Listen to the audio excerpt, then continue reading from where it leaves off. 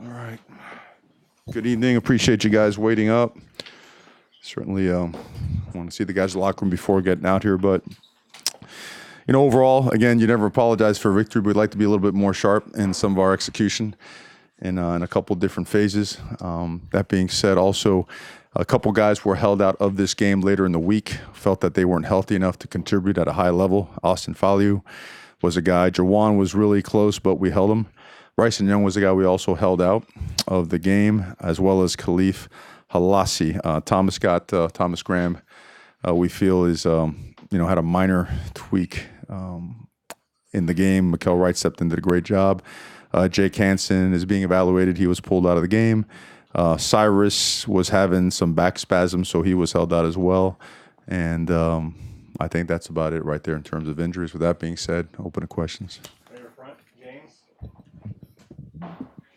Well, you answered everything on the injury front, Mario, but you mentioned about certain areas of execution, third and fourth down conversions. I know the end result is close to 50% on third down, but a lot of the failed conversions were short. Fourth downs were all short. How did you feel you guys did, and why did you go for it so many times on fourth down in particular? Because we got to get better at it, and we got to execute better.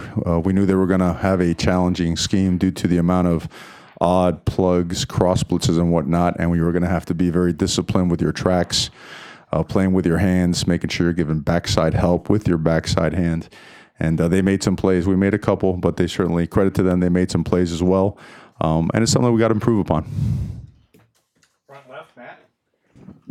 Is that the struggles, I guess, executing, is that what led to keeping the starters so late into the game, specifically on offense? Or were you trying to figure some stuff out? No, I'm not sure how many possessions we had total. I just felt we needed to keep playing until we ended on something a little bit more positive. And you only get a certain amount of snaps. We're heading into conference play. And while Justin is in there, I want to make sure he's surrounded by the frontline guys. So I want to play a little bit more football before we pull the guys off the field. Middle right, Tyson. In the non-conference games last year, Justin was below, I think, 50% twice in these types of games. And so far, 3 games in, he's been 70% above all 3 of them. What have you seen from him during this kind of first slate of games and versus just what you were kind of expecting out of him? Well, we're doing some things. We're evolving a little bit as an offense. He's taking complete ownership of it. It's been extremely accurate. Credit to the receivers. We might have dropped a couple today, but overall we're catching the ball a lot better. Been more efficient route runners, and overall execution has been better. We had our moments today that were not so good. Other ones that were better. He made some really impressive plays where he was wrapped up and got free, and also beat some pressure on some of the naked bootlegs that we have as well. But Justin just continues to take complete ownership of the offense and the playbook and doing a really good job. Right here in the middle, Ryan. Mario, I think you guys allowed 3 field goals during this little homestand, and the defense scored a touchdown. Entering conference play, do you feel better about this unit than you did last year, and what's been the main areas of improvement you've seen? Well, just the fact that the amount of communication that takes place, the amount of learning and teaching that takes place has really helped our guys grow. We played a lot of guys. We're playing a lot of guys this year, and you see for large stretches right there in the second half, you're seeing a lot of the second and third team guys out there, and they're making plays, and they're in the right spot. They're communicating, and oftentimes they're making some plays. Now, we gave a few too many yards today in the passing game. I mean, credit to them. We knew that they had a very experienced quarterback. They had a really good scheme. They find soft spots. They find holes. They had guys that could beat man coverage at times, so credit to them as well. But just overall feel that our defense and the way it's being coached, the way those guys have taken it in, that they're hungry. They're hungry for more, and, we're going to give it to them. Back right. We saw some young corners get some run, especially after Thomas Graham Jr. went down. Verone McKinley, Mikael Wright, DJ James.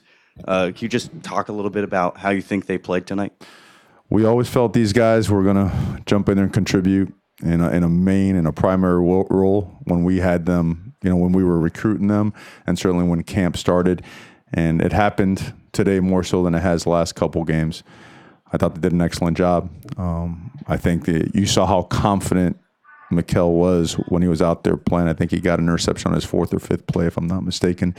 And DJ, Jamal, both those guys just, I can't be more proud of a couple guys stepping there and play the way they did.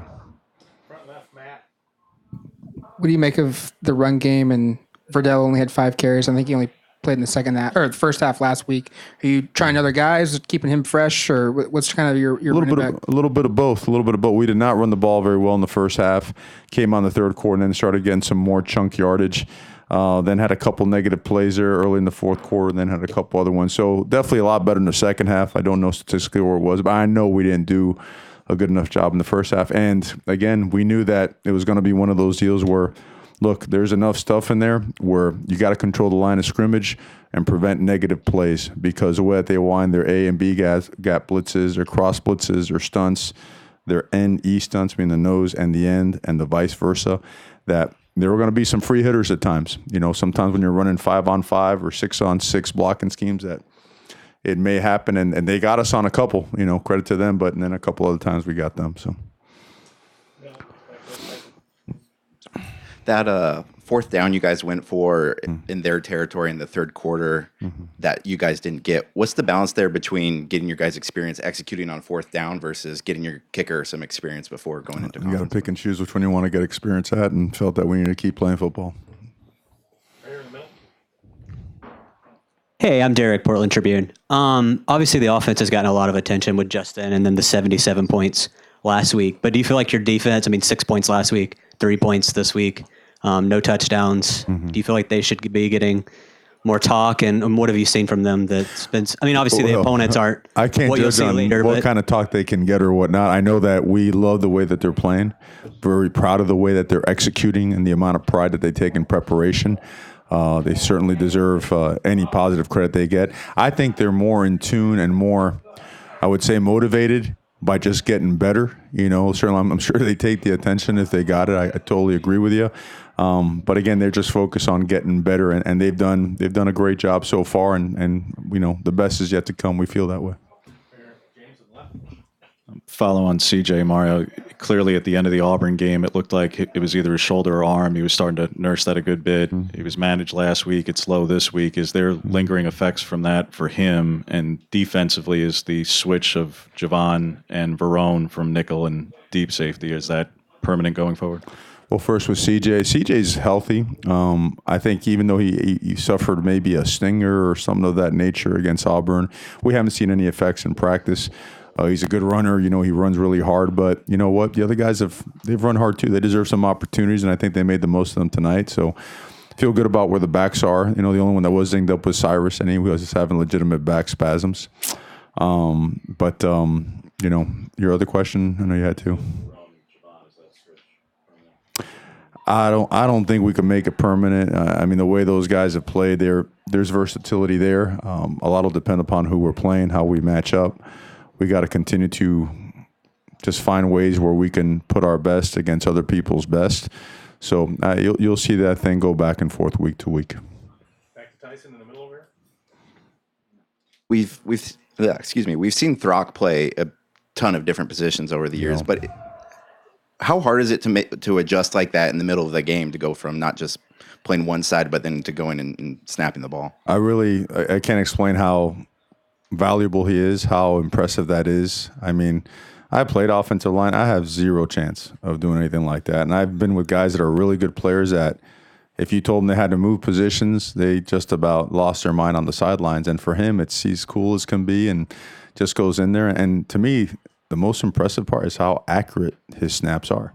I mean, we don't break stride. The guy goes right to it, makes every single line call, flips protections as we need them, finds advantage runs for us. I mean, no, he is as good as I've ever been around. Back right. Justin obviously had a great game throwing the ball. Can you talk a little bit about his mobility in the pocket today? He evaded 2 oncoming defenders and threw that touchdown there for the third, I believe, of the game. Yes, sir. Well, it shows how strong he is, too. At 240 pounds, I thought he was wrapped up. I think the whole stadium thought he was wrapped up. He found a way to shake out of that and showed how strong he really is. And then certainly made a great throw, great play by Johnny as well. So, no, and you saw him a couple times, too. One time we tried to throw that screen. It was covered, right? The end peeled off with the back. And he tried to go back the other way, and that was covered as well. He just took off and slid for about 12, 14 yards in there. So Justin's a really good athlete. His feet are going to come more into play now as we get into conference play. So really impressed to see what he did tonight. Front, middle, right here. Brian. Where would you guys be without Jacob Breland and Johnny Johnson, given all the injuries? And did you sense during camp that they were ready for, to have bounce back seasons? They were great in camp. I think you guys, saw the daily reports on how much productivity those guys were having. And, Breland certainly, he's just stepped up his game. He's 250 pounds now. His run blocking has really improved. He's become such a sure-handed guy and become a legitimate vertical threat, and it's great to have that. And then Johnny's not going to be outworked. He's not. A lot of pride in him. Really wanted to make this a strong showing, start off the year right, and wanted to make sure his teammates were also playing really well. So both those guys have been great leaders for us. Last one, James. First down play calling, Mario. Is this a little bit of a return to that identity of one? It was keeping you on schedule both in the pass and run game, but more runs than passes, in particular while it was competitive. Is this a little bit of a return to that run-first mentality? Well, remember, some of those plays that are called, they are RPOs. So you saw Montana probably played more man coverage, right, than they've typically played over the past couple of years. So whenever the box is loaded or whenever, we feel that we get some type of, whether it be cloud coverage or a numbers issue, it's going to dictate where the ball is going to go, whether it's going to be in the belly of the back or it's going to be spit out there to the wide receiver. So now that being said, we do have some that we called and ran that had maybe a trouble tag to it. What I mean by a trouble tag, let's say it's a corner fire, which we didn't see much of today, then the ball would come out. So I think what you're seeing is balance. And the one thing, guys, we can't deny the fact that, Justin Herbert a lot of times is going to be I think we all know he's one of the best players in college football. And we got to be aggressive with him. And sometimes it means that we got to run the ball. Sometimes it means we got to get it out there. And, we just want to be productive on offense and keep scoring points. Thank you, Coach. Okay. Thank you, guys. Have a good night.